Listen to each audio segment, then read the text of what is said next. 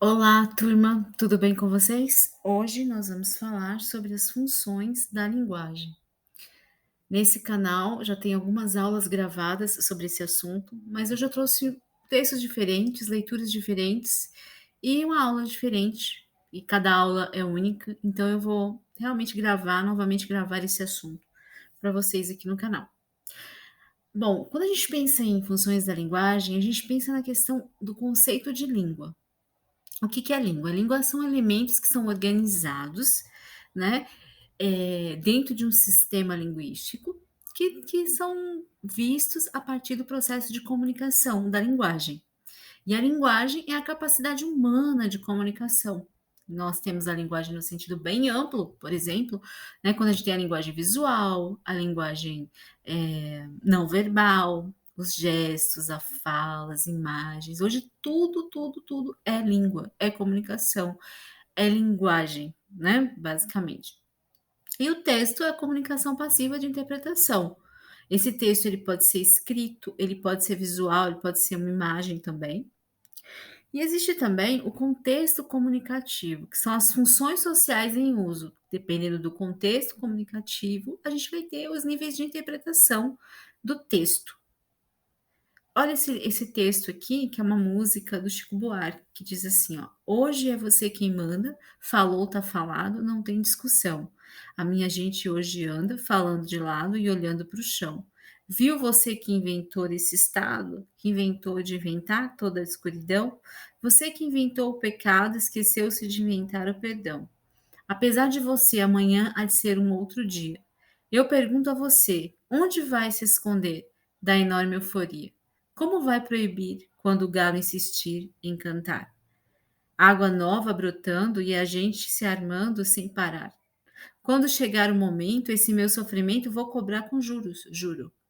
Todo esse amor reprimido, esse grito contido, esse samba no escuro. Você que inventou a tristeza, ora tem a fineza de desinventar. Você vai pagar e é dobrado, cada lágrima rolada, nesse meu penar. Apesar de você, amanhã há de ser um outro dia. Indo, pago para ver o jardim. Então, a música é uma música contextualizada que fala da época da ditadura, que se você ler sem o contexto comunicativo, você não vai entender quem é esse você que ele está falando. Apesar de você, amanhã pode ser um outro dia. Então, muitas vezes a música, que é a linguagem, é o texto, né, o como passível de interpretação, ele precisa de um contexto comunicativo para que o interlocutor entenda. E nesse caso aí, se a gente ler cada frase dessa, a gente vai entender o contexto de dor do autor do texto da música, né?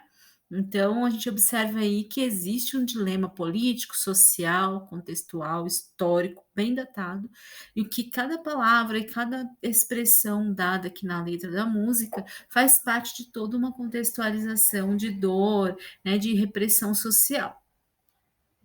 E as funções da linguagem, né? As funções da linguagem, elas são apresentadas a partir dos elementos da linguagem, que são os recursos expressivos, ou seja, elementos específicos para cada função.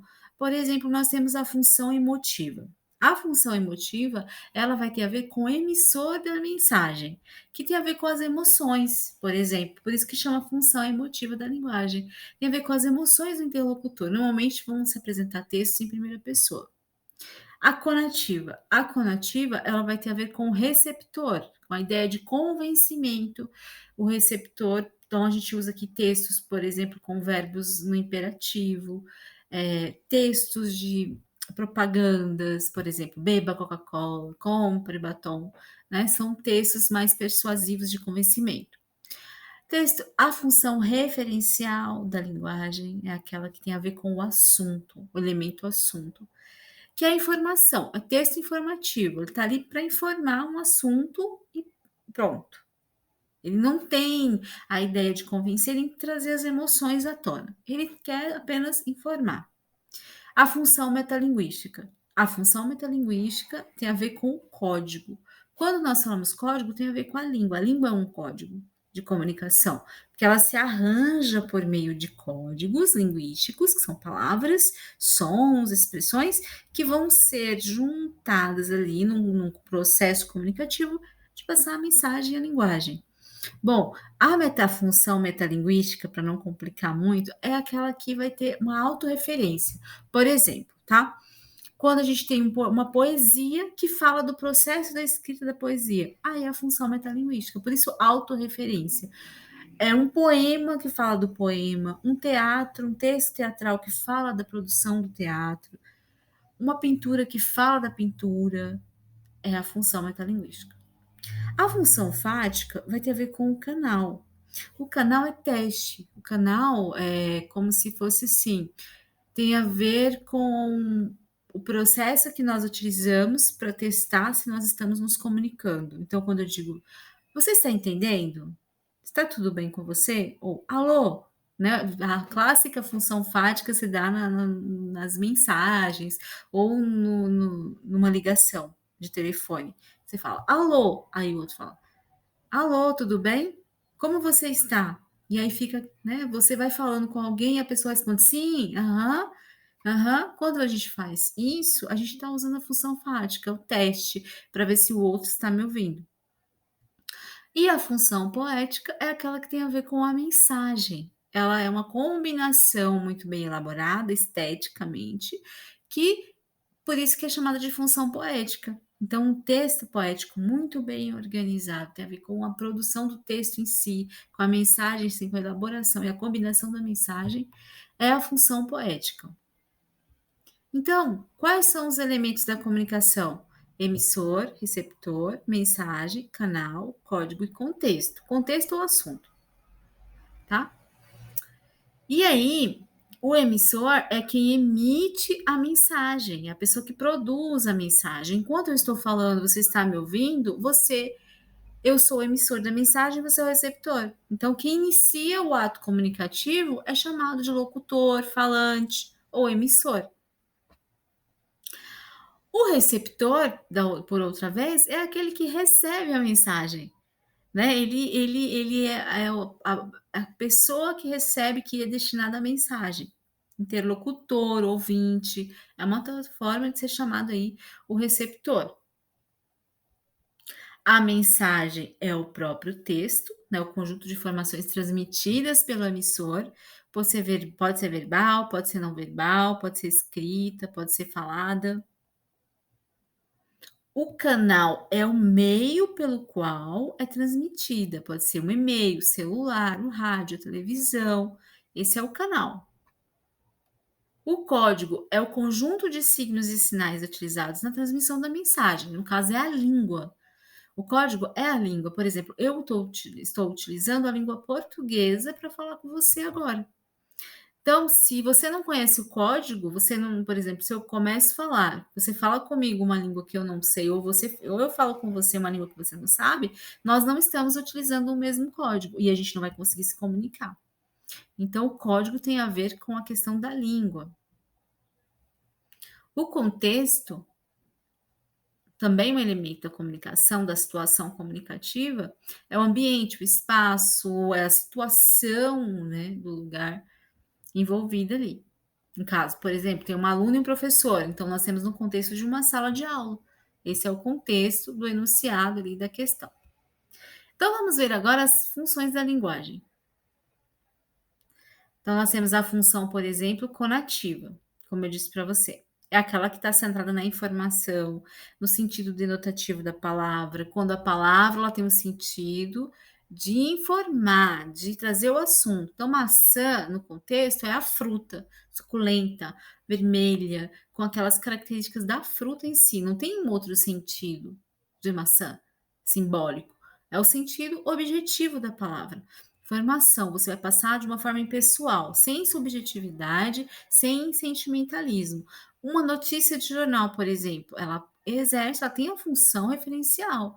Ela não pode brincar muito com sentimentalismo, subjetividade, mas ela tem que ser impessoal, porque o objetivo dela é transmitir uma informação. Por isso ela tem essas características, né? Transmite uma informação de forma clara, objetiva e direta, informa sobre a realidade, tendo base dos fatos concretos, é impessoal, não apresentando opinião do emissor, evita elementos subjetivos e emotivos, utiliza a linguagem denotativa, que é a linguagem do dicionário, utiliza a terceira pessoa do discurso e utiliza orações estruturadas na ordem direta. Em que uso a gente pode fazer? Notícias, textos técnicos, artigos científicos, livros didáticos, documentos oficiais, correspondências comerciais, são os tipos de textos que a gente pode ter a linguagem referencial, denotativa, tá? Com essa função aí. Olha um exemplo, ó. As tarifas dos transportes públicos aumentarão de preço no próximo mês. Os artigos podem ser classificados em artigos definidos ou indefinidos. Os médicos recomendam uma alimentação saudável e a realização de exercício físico diário. São informações, né? Dão um sentido da função referencial.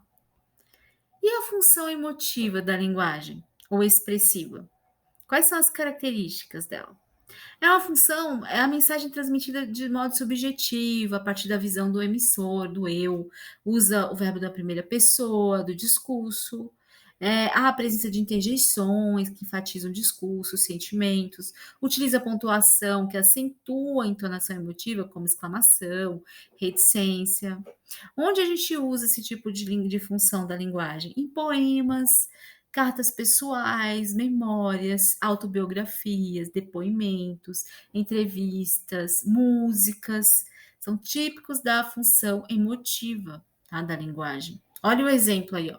Ai, fiquei tão feliz com essa notícia.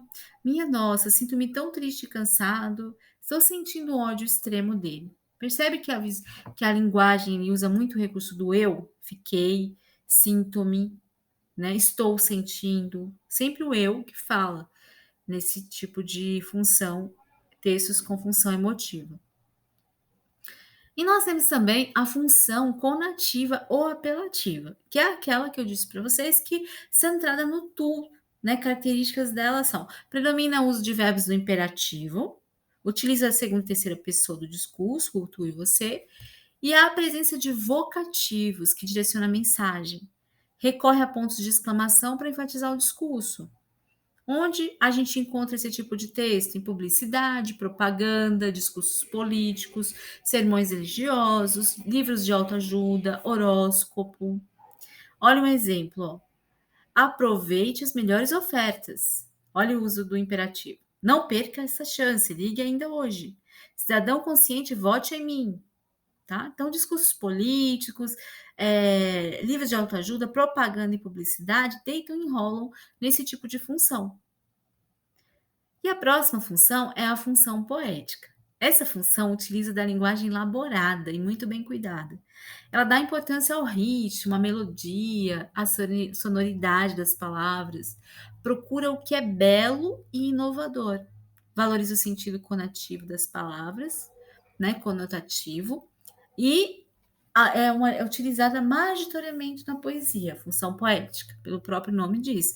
Mas também pode ter na música, pode ter em outros tipos de texto.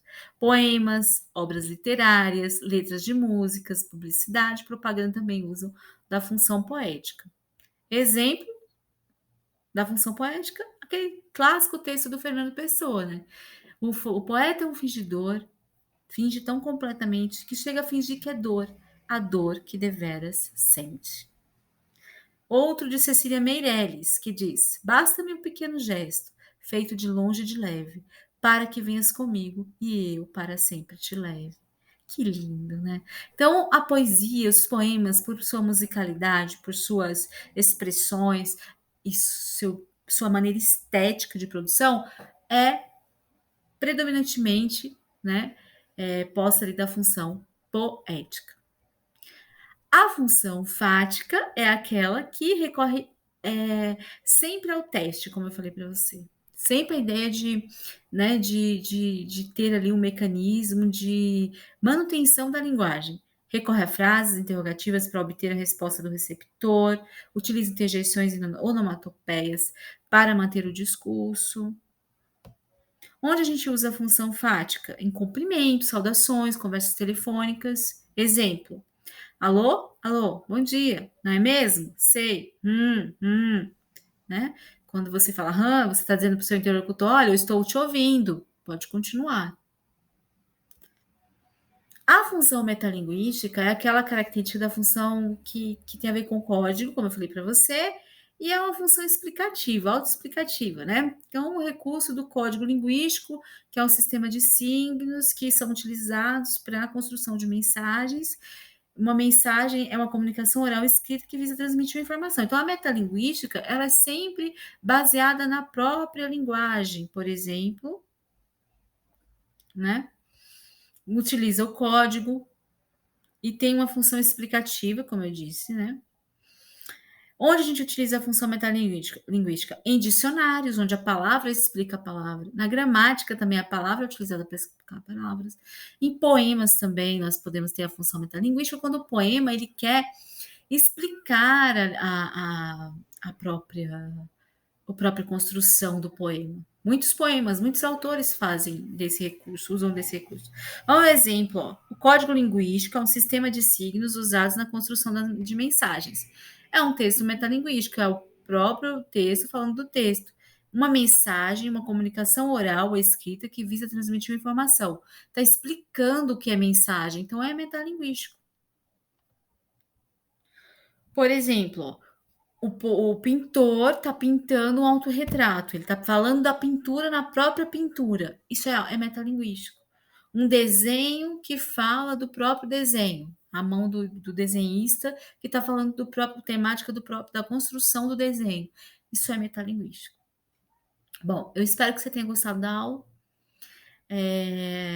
Essa foi a aula sobre funções da linguagem. Fica bem, fica com Deus. Até mais. Tchau, tchau. Um abraço.